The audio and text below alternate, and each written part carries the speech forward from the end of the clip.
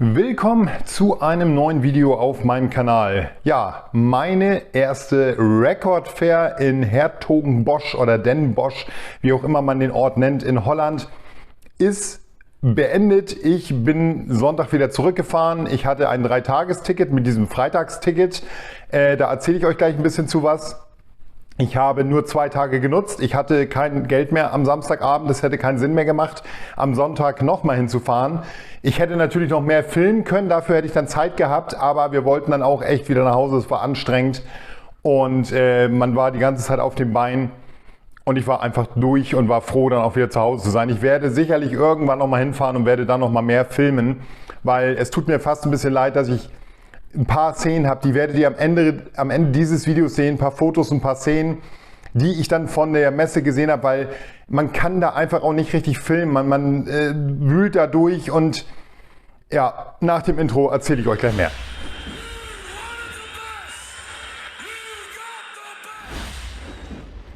Ja, hier seht ihr schon, ich habe die gerade mal exemplarisch hingelegt, das erste Teil, was mir in die Hand gefallen ist. Ich bin in die Halle rein, gehe auf diesen Stand zu und sehe dieses He-Man-Bild. Ich bin ein großer He-Man-Fan aus meiner Kindheit, deswegen dachte ich mir, oh cool, für einen Zehner, das Ding nehme ich mit. Ich wusste nicht, ob es ein Soundtrack ist, aber es ist tatsächlich ein Hörspiel in Französisch.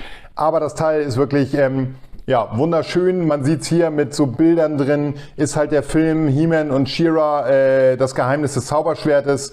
Sehr, sehr schönes Teil, einfach für die Sammlung ist das ein tolles Teil. Keine Ahnung, was das normal so wert ist. Für einen Zehner habe ich gar nicht überlegt, eingepackt als He-Man-Fan. Überlegt man da nicht lange. So, ich erzähle noch ein bisschen was zur Börse, bevor wir uns den ersten Teil meines Hauls angucken. Richtig, wir machen 2 Teile, weil es einfach so viel ist. Ich habe natürlich ein bisschen Geld gespart, um da dann auch ordentlich einzukaufen, wenn ich dahin fahre. Ich war stellenweise überwältigt, stellenweise aber auch ein bisschen enttäuscht. Das ja, erzähle ich euch jetzt, indem ich gleich ein bisschen die Platten zeige. Da werde ich mal was zu erzählen, dann dementsprechend. Aber nochmal zu dem Film und der Börse selber. Es war wirklich so viel, dass am Freitag ja noch Leute aufgebaut haben, als wir da waren. Da hat man dann so ein Sonderticket kaufen können für 3 Tage. War auch teurer als die normalen Tickets. Aber man konnte schon rein, während andere Leute noch nicht da waren. Es war relativ leer, aber man war so überfordert als Neuling, dass man gar nicht wusste, wo man hingucken soll. Also ich war links, rechts, oben, unten, überall prangten KISS-Logos und ich war völlig durch und wusste gar nicht, was ich tun soll, dass ich nicht mal an den Film auch nur annähernd gedacht habe. Also absoluter Wahnsinn, was da abgeht und man war halt einfach schlichtweg überfordert mit dieser Menge an Vinyl, die da war, dass ich erstmal echt so die ersten 3 Reihen abgegangen bin, hin und her und vor, zurück und wieder zum Anfang und dann fing man erst an, so mit ein bisschen System da durchzugehen und man hat irgendwie nicht alles geschafft in den ersten Stunden und ja, am zweiten Tag war es dann ähnlich, obwohl man dann irgendwann durch war und eigentlich alles gesehen hat. Aber um wirklich wahrscheinlich auch noch die Schätze, die ich nicht gefunden habe, zu finden, hätte ich noch viel mehr wahrscheinlich eintauchen müssen und es ist einfach nicht möglich gewesen. Und wenn dann das Geld eh schon weg ist, bringt es auch nichts mehr noch einzutauchen. Also ich erzähle euch gleich noch mehr dazu. Auf jeden Fall, Entschuldigung, dass ich nicht viele Aufnahmen mit habe. Man sah auch nur Menschen und Kisten. Schwer da irgendwie zu filmen und ich hoffe, die paar Aufnahmen am Ende zeigen euch so ein bisschen den Eindruck, was euch da erwartet. Aber man muss selber hinfahren, um das wirklich erlebt zu haben und gesehen zu haben. Es ist auf jeden Fall, ja, ich sag mal, für Vinyl-Sammler und Fans, glaube ich, der Himmel auf Erden, weil so viel Vinyl auf einen Haufen und man findet doch irgendwie alles, wenn man will, glaube ich. Also ich denke mal, das, was ich gesucht habe, war vielleicht da. Ich habe einfach nur in die falschen Kisten geguckt. So, jetzt machen wir weiter. Heute zeige ich euch, nachdem wir hier He-Man jetzt schon gesehen haben, einmal den Film-Soundtrack und Elektro Hall. Die richtig coolen Sachen, das heißt KISS und Metal, kommen im nächsten Video. Das werde ich wahrscheinlich übermorgen machen. Also diesmal erstmal nur alles, was ich so im Bereich Depeche Mode, EBM, Front 242 und Soundtracks, wirklich Soundtracks gibt es ja auch so coole Sachen. Ich bin auch ein großer Filmfan, deswegen gerade so die alten Sachen kaufe ich sowas immer. Da seht ihr schon, habe ich Zombie. Vielleicht denkt der ein oder andere, der jetzt mein Zombie-Video gesehen hat, hat er doch schon. Richtig. Ich war mir nicht mehr ganz sicher. Ich war auch nicht ganz sicher, welchen Zustand ich habe. Also mir fehlt der Original US Dawn of the Dead Soundtrack. Hätte ich da bekommen, wenn ich 170 € bereit gewesen wäre, dafür zu zahlen. Das war ich nicht. Ich habe den hier für einen 20 mitgenommen und siehe da, das Logo ist hier wesentlich mehr rot als bei meinem. Der ist mehr so dunkelrot. Hat sich dann doch irgendwie gelohnt, das Ding mitzunehmen. Ich habe das Teil schon, aber kommt trotzdem in die Sammlung, weil sich das Cover farblich unterscheidet. So, ab und zu sind jetzt nochmal Preise drauf, dass ihr auch so einen kleinen Eindruck bekommt. Hier sehr cool, Soundtrack von einem Film aus meiner Kindheit, Howard the Duck. Ich finde es großartig. Ja, 15 € steht drauf. Ich habe nie die Preise bezahlt, die draufstehen. Ich habe immer gehandelt. Und das ganze Ding hier, ich weiß nicht, wer von euch den Film kennt, es ist einfach ein großartiger Film damals gewesen. Als Kind habe ich ihn geliebt. Und ich bin sogar der Meinung, es gibt einen Howard the Duck Marvel Comic, wo Kiss einen Auftritt drin haben in diesem Howard the Duck Comic. Also auch da wieder so ein bisschen die Brücke geschlagen zu meiner Lieblingsband. Das Cover ist einfach genial. Also ich sammle Soundtracks eigentlich nicht wegen der Musik, sondern oftmals wegen dieser genialen Cover. Es gibt natürlich auch tolle Soundtracks mit cooler Musik. Den seht ihr nämlich jetzt. Denn ich habe hier auch, der war ein bisschen teurer, Karate Kid. Ja, Original Motion Picture Soundtrack. Ich liebe den Film Karate Kid, einer meiner Filme der Kindheit, auch die neue Serie Cobra Kai. Und da kommen wir jetzt wieder zu den Sachen, wo ich ein bisschen enttäuscht bin. Weil es gibt die Firma Mondo und Mondo stellt Soundtracks her in so Neuauflagen mit richtig coolen Covern, Beilagen und richtig schöne Dinger. Und da gibt es zum Beispiel eine Cobra Kai Box und die besitze ich nicht. Und auf die hatte ich so ein bisschen gehofft auf dieser Börse, aber leider, es gab Mondo Soundtracks, aber leider nicht das. Also es waren so ein paar Sachen bei, wo ich wirklich dachte, das kriegst du da, geil, holst du dir auf der Börse. Aber war nicht so. Also ihr seht auch, der Soundtrack 30 € ausgepreist, habe ich nicht bezahlt, aber er ist im schönen Zustand, gestern auch schon reingehört, hier das Lied Young Hearts und natürlich You're the Best sind für mich die Songs. Gibt auch noch Bananarama, Cruel Summer eigentlich in dem Film, das ist aber irgendwie nicht drauf. Wahrscheinlich hat die Plattenfirma von Bananarama das nicht freigegeben. Auf jeden Fall ist der Soundtrack genial, die beiden Songs liebe ich und Karate Kid einer meiner All-Time Favorite Lieblingsfilme mit Zombie Dawn of the Dead, deswegen musste der auf jeden Fall mit. Ich hatte sogar Karate Kid 2 in der Hand, obwohl ich da die Mucke nicht ganz so cool finde. Deswegen, der war mir auch zu teuer, habe ich ihn nicht mitgenommen. Jetzt ein weiteres Highlight. Und zwar ist das Gremlins, eine Japan-Pressung. Gremlins auch damals einer der Filme, die ich rauf und runter gesuchtet habe als Kind. Gizmo, bis heute das Haustier, das ich gerne hätte, ohne die Nebenwirkungen. Aber es ist absolut ein wunderschöner Soundtrack, noch original in Shrink Wrap ist nur aufgeschnitten worden. Toller Zustand, japanischer Einleger drin, absolut genial. Auch den musste ich haben. Gremlins 2, The New Batch, gab es auch den Soundtrack, der war mir dann aber wieder ein Ticken zu teuer. So, wer meinen Kanal auch verfolgt und mich jetzt schon ein bisschen kennengelernt hat, der weiß, ich bin ein riesen John Carpenter Filme-Fan. Nicht nur, weil John Carpenter geile Filme macht oder gemacht hat, die alten Filme auf jeden Fall, sondern er ist auch ein genialer Soundtrack-Songwriter für seine Filme selber. Er macht die Musik, die Klapperschlange ist da ein tolles Teil. Ich hatte tatsächlich sogar den richtigen Die Klapperschlange Soundtrack in der Hand, den ich ein bisschen bereue, nicht mitgenommen zu haben, weil er, glaube ich, 45 € gekostet hat oder so. Weil das hier ist tatsächlich nur die Splash-Band-Version. Es gibt ja so einen John Carpenter-Soundtrack, wo so eine Splash-Band das alles nachgespielt hat. Das ist hier die Maxi davon. Cover trotzdem genial, musste mit. Klapperschlange, einer meiner Lieblingsfilme von John Carpenter. Weiter geht es mit Lieblingsfilm. Und da kommen wir, und das muss ich einfach aus der Hülle holen, damit ihr es richtig seht. Das ist The Dark Crystal, der dunkle Kristall in Deutsch. Ein Jim Henson-Film, der ja auch die Muppets gemacht hat und all sowas. Kultfilm, gibt es mittlerweile auch eine neue Serie dazu, die absolut genial ist. Das Cover ist wunderschön, es ist so ein bisschen embossed, ihr seht es so geprägt. Das Logo steht ein bisschen nach vorne und auch hinten, hier hinten steht es auch so ein bisschen leicht vor. Absolut wunderschöner Soundtrack, musste ich mitnehmen. Der war nicht günstig, da habe ich tatsächlich 40 Euro für gezahlt, aber ich bin ein großer Fan dieses Films und musste einfach ja, ihn einpacken, weil ich habe ihn bisher noch nicht zu Gesicht bekommen und bei eBay habe ich gesehen, liegen die Preise so bei, ich glaube 60 aufwärts, also das ist definitiv ein Film, ein Soundtrack vom Film, der ein bisschen teurer ist und anscheinend auch gesucht ist. Tolles Teil, bin ich echt froh, den zu haben, weil das Cover überlege ich wirklich zu rahmen, weil es so wunderschön ist. Ja, und es hört nicht auf. Auch diesen Soundtrack habe ich bisher noch nicht in die Hände bekommen durch Flohmarktbesuche. Die unendliche Geschichte.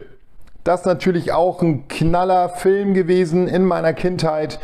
Ja, was soll ich dazu sagen? Der Flug auf dem Glücksdrachen, coole Titelmelodie. Leider ist hier der Titeltrack nicht drauf, Neverending Story.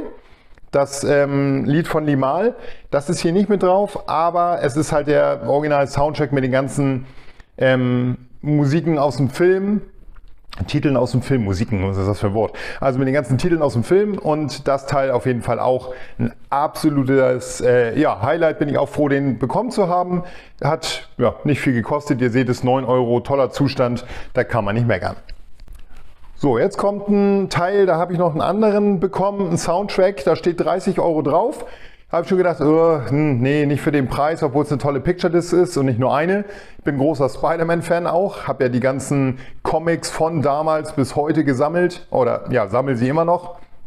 Spider-Man, demnach für mich Kult, gerade auch das Kostüm aus dem Film mit Tobey Maguire war richtig genial. An dem stand, wenn man nicht richtig liest, kriegt man die Hälfte nicht mit, stand alles, was mit grünen Schildern gekennzeichnet war, 50%. 15 Euro für 2 Picture Discs von Spider-Man. Wer überlegt da nicht lange? Ich. Deswegen habe ich zugeschlagen. Ihr seht es schon hier, alleine die Picture Disc ist für mich diese 15 Euro schon wert, wo gerade Venom im Prinzip diese symbiotische Masse ihn da übernimmt und das Kostüm aus dem Film ist für mich das beste Spider-Man-Kostüm bisher in Filmen überhaupt.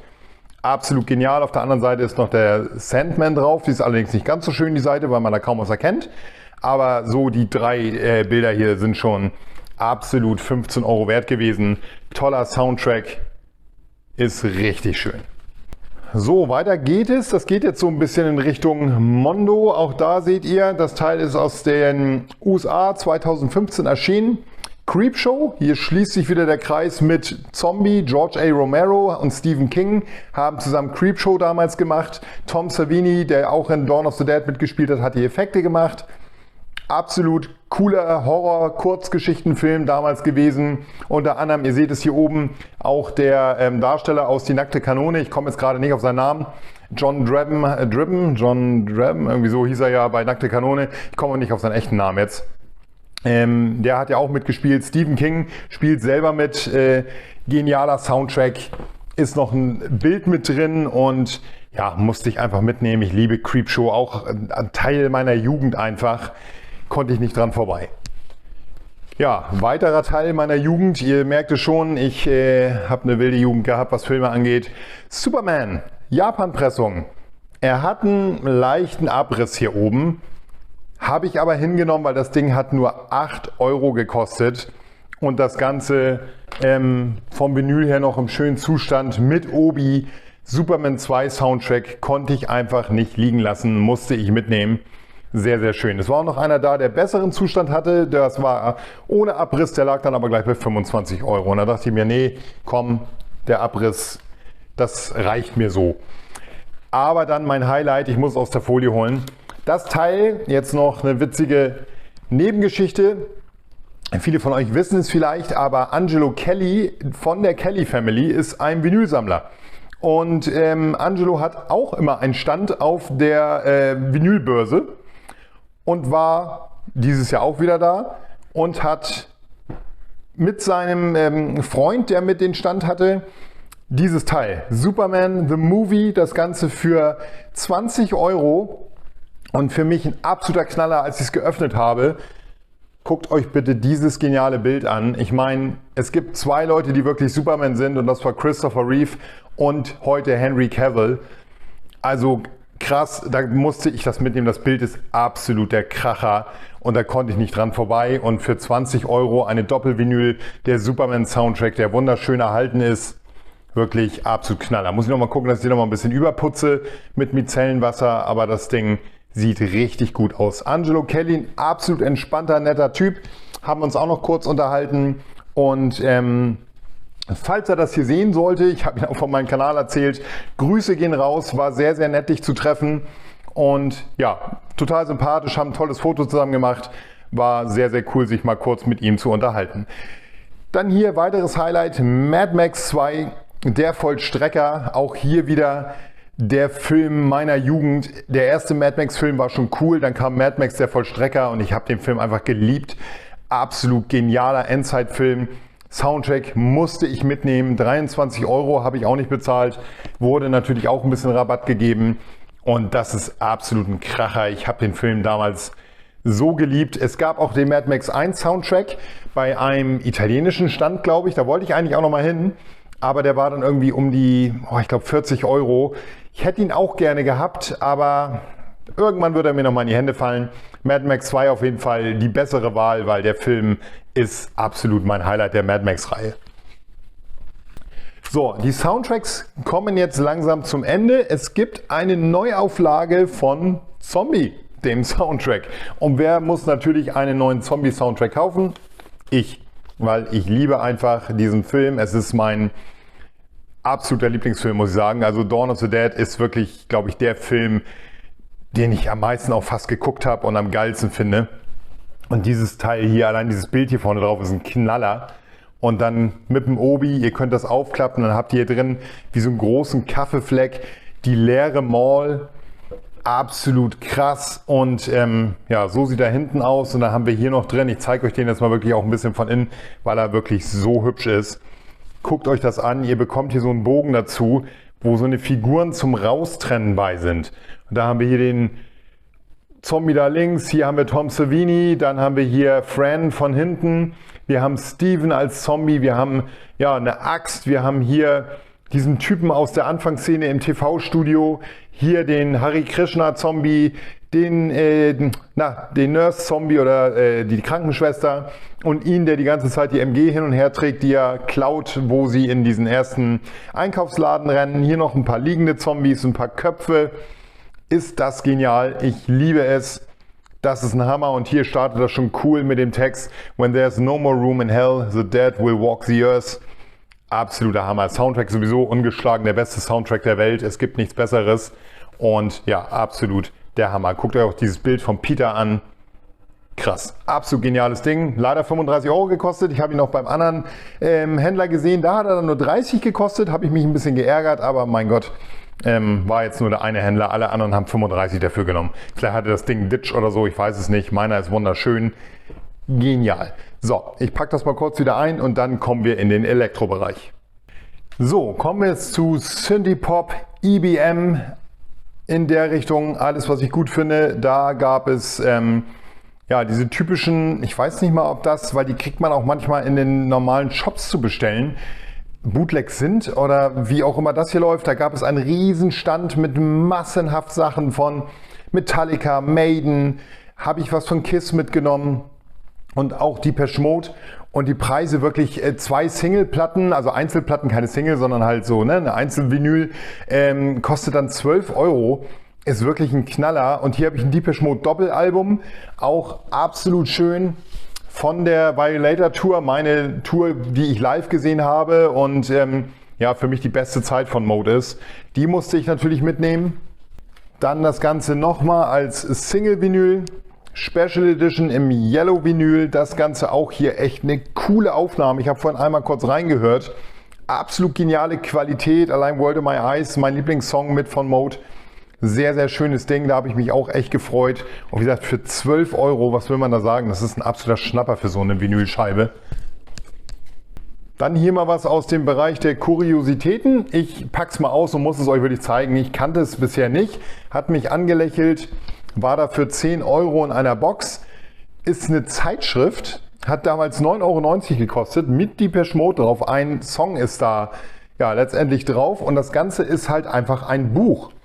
Ups, und ihr könnt hier durchblättern, ihr habt Interviews von verschiedenen Bands, unter anderem auch Depeche Mode Und ihr habt so eine Art Musikmagazin und das Ganze kommt dann natürlich noch mit einer Vinylscheibe und dann ist da von Depeche Mode, lass mich kurz gucken, wo ist der Song? The Meaning of Love drauf, Live-Version. Fand ich witzig, als Mode-Fan nimmt man sowas natürlich mit. Gut, nehme ich schon mal ein Highlight vorweg, weil es mir gerade in die Hände fällt. Das stand definitiv auf meiner Liste der Platten, weswegen ich da hingefahren bin. Bekommt man noch oftmals bei eBay oder Kleinanzeigen, allerdings immer zu sehr, sehr teuren Preisen. Das Teil habe ich jetzt zum Kurs erwischt, dass ich sie wirklich gesagt habe, jo, dafür nehme ich sie mit. Front 242 Moments, ein Live-Album, limitiert, gibt es glaube ich in 3 verschiedenen Farben. Ich habe das rote Vinyl, Doppelvinyl, absolut genial, ein Front 242 Teil, das mir bisher noch fehlte. Konnte ich zufügen, ein Teil von meiner Liste streichen und ja, bin mega happy, die zu haben. Dann ein weiteres Teil, was ich auch noch nicht hatte, und zwar Geography. Ich besitze die Platte, aber ihr seht hier schon den Unterschied. Ich habe die andere mal mit hochgeholt. Das ist meine, das ist die Standardpressung und das hier ist die belgische Erstpressung. Und die hat ein völlig anderes Farbteil an der Seite und hat auch andere Labels auf dem Vinyl. Auch da konnte ich natürlich nicht Nein sagen und habe ich mitgenommen, schön die belgische Erstpressung. Front 242 ist ja eine belgische Band und bei den belgischen Verkäufern habe ich oft auch dann Front gefunden, weil die tatsächlich auch alle dann die Band kannten, weil ich glaube Front mit einer der größten Exportbands aus Belgien. So, dann hier, neulich bei eBay gesehen, wusste nicht, dass es diese Maxi gibt, habe sie leider nicht ersteigern können, habe so ein bisschen verpasst und habe sie tatsächlich gefunden. Metal Hammer von And1. And1, eine Band aus dem Ostbereich der Bundesrepublik Deutschland und höre ich auch seit meiner Jugend irgendwie, hat mich mit inspiriert damals meine eigene Musik zu machen. Metal Hammer, cooler Song, kommt hier in der Maxi-Version, richtig geniales Ding. Und am selben Stand ging es auch noch weiter, habe ich noch ein Highlight gefunden. Und zwar ist das eine Testpressung von And1 aus der Traum. Ist nicht der größte Song, aber es ist eine Testpressung mit so einem Einlegerzettel. Ich fand es einfach mega cool. Als And1-Fan nehme ich sowas natürlich mit. Das Ding ist ein absoluter Kracher gewesen und das wirklich zum Apfel- und Ei-Preis. Ihr seht es da oben 22 und wie ihr euch denken könnt, habe ich 22 nicht bezahlt. Bei der musste ich etwas länger überlegen. Das ist Leatherstrip. Leatherstrip in der Anfangszeit damals ein absolut geiler EBM-Act gewesen. Ist dann, als er meinte, anzufangen, irgendwie so ein bisschen Clear-Gesang zu machen, für mich komplett abgeglitscht in eine Sache, wo ich gesagt habe, es ist nicht mehr hörbar für mich. Also die ersten Sachen genial, die Material EP, Knaller, die Solitary Confinement, eine mega Scheibe von ihm und da wurde es danach langsam schwierig mit Leatherstrip. Konnte ich persönlich mir nicht mehr anhören. Ich habe die hier, da musste ich erstmal reinhören über Spotify, weil es ist vom Sos Omok Label. Das war damals so ein Label in den, glaube ich, Anfang 90er, was so wirklich die coolen EBM-Bands hatte. Da war mir schon fast klar, es muss was Altes sein, weil das Label gibt es, glaube ich, nicht mehr. Und die habe ich dann mitgenommen. Da seht ihr Sos Omok, da steht es oben drauf. Dann habe ich sie mitgenommen, als ich reingehört habe, wusste ich sofort, es ist die Scheibe und musste ich natürlich gleich einpacken. Im Prinzip besitze ich jetzt die Highlights von Leatherstrip, weil Solitary Confinement habe ich schon. Dann kommen wir ein bisschen zu Nitzer Ebb. Nitzer Ebb damals Vorband von der einen Scheibe, die ich von Depeche Mode hier hatte, im Dodgers Stadium gewesen in den 90ern. Nitzer Ebb auch ähnlich wie Front 242 eine der Vorreiter der EBM-Mucke mit richtig. Und ja, hier Let Your Body Learn Maxi, leider mit einem Kratzer, bisschen ärgerlich, springt. Aber ich habe sie wirklich sehr günstig bekommen mit dieser hier zusammen. Nitzer Ebb Compilation Album 84, 86. Das Ganze gab es zusammen für einen kleinen Taler und mein Gott, dann ist der Kratzer halt irgendwo auch ein bisschen zu verknusen. Kann ich vielleicht irgendwann nochmal austauschen. Dann ein Kandidat, der mir auch noch fehlte, The Sisters of Mercy, und zwar Temple of Love. War damals im Prinzip das Lied, was mich aufmerksam gemacht hat auf die Band. Und was soll ich sagen, jetzt besitze ich auch diese Maxi. Sehr, sehr cool, habe ich nämlich nur als CD, jetzt auch auf Vinyl. Viele von euch werden es vielleicht denken, mein Gott, was sind das alles für Bands, was hat er da liegen? Aber auch hier ein rares Stück, The Eternal Afflict. Und das ist eigentlich für mich nur ein Highlight gewesen wegen dem Song San Diego. Den hatte ich damals in der Maxi-Version und ich war ein bisschen schockiert. Ich habe mir den gestern angehört. Der ist auf dem Album, das habe ich nie gehört damals oder nie besessen, komplett anders. Anderer Text, anderer Refrain, völlig anders gemacht. Ist zwar dieselbe Melodie und derselbe Song, aber in der Maxi-Version nochmal komplett mehr EBM-technisch verfeinert worden. Ist ein merkwürdiger Titel auf dem Album. Ich habe es trotzdem mitgenommen, war nicht billig, aber diese EBM-Scheiben sind auch verdammt schwierig zu finden. Und da kommen wir jetzt dann zu dem, was wirklich ja, für mich auch das Highlight war, wonach ich auch gesucht habe. Project Pitchfork. Es gibt die ersten 3 Alben. Diani, wird es glaube ich ausgesprochen, dann Lambras und I.O.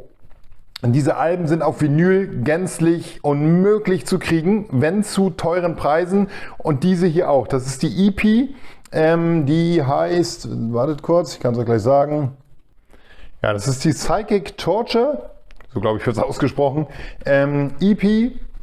Und ich habe echt mich so gefreut, als ich die gefunden habe, weil ich habe wirklich gehofft, die Lambras und die Diani da zu kriegen. Es war nichts zu machen. Und die hier, ihr seht es schon, 45 €, auch wirklich teuer. Geniale EP von Project Pitchfork, habe ich nur auf CD. Sehr schöner Zustand, absolut top. Also ich würde sagen, absolut near mint das Ding. Sehr, sehr cooles Teil und ich bin mega, mega glücklich, die zu besitzen. Und ja, habe wirklich nur diese gefunden. Und hatte eigentlich auch noch andere Bands auf dem Zettel. Ich habe von N1 zum Beispiel die Spot gesucht und auch die Anguish. Auch die waren nicht zu finden, aber Pitchfork, Gott sei Dank, die habe ich finden können. Jetzt kommen wir zu der letzten Scheibe. Ich lege sie jetzt mal hier oben drauf. Auch das, ich bin nicht so der Pop-Fan, aber ich mag Christina Aguilera wirklich sehr gerne. Für mich zählt sie zu den größten Sängerinnen unserer Zeit. Ich finde, sie ist großartig. Und sie hat einfach mit diesem Album ein Hammer-Album gemacht. Und das Album ist echt nicht mehr leicht zu kriegen. Und da war ein Stand, der hatte dann so Katy Perry, Taylor Swift, also eine Pop-Damen. Und da bin ich einfach hin und habe ihn gefragt, Mensch, hast du Christina Aguilera Lotus? Und er so, jo, zack, hat sie rausgezogen und da war sie. Absolut genial, das Ding, ein Knaller. Ich bin sehr, sehr froh, die zu haben. Allerdings ist der Sound nicht so gut, weil ich habe gestern mal in Ceasefire, eins meiner Lieblingssongs, reingehört von Christina. Und die hört sich ein bisschen blechern an, die Platte. Also nicht sehr schön aufgenommen. Es gibt nur diese Version im schönen pinken Vinyl. Und ja, ich meine, guckt euch die Dame an. Optisch eine Augenweide und stimmlich sowieso. Da ist sie ein Ohrenschmaus, wie ich finde. Coole Sängerin, auch die habe ich endlich, weil die anderen Alben besitze ich soweit, also die guten Alben von ihr. Gibt ja auch noch das Weihnachtsalbum, was katastrophal ist, oder so eine spanischen Alben, die finde ich auch nicht gut. Aber das Ding ist, finde ich, eins der besten Alben von ihr. Genial.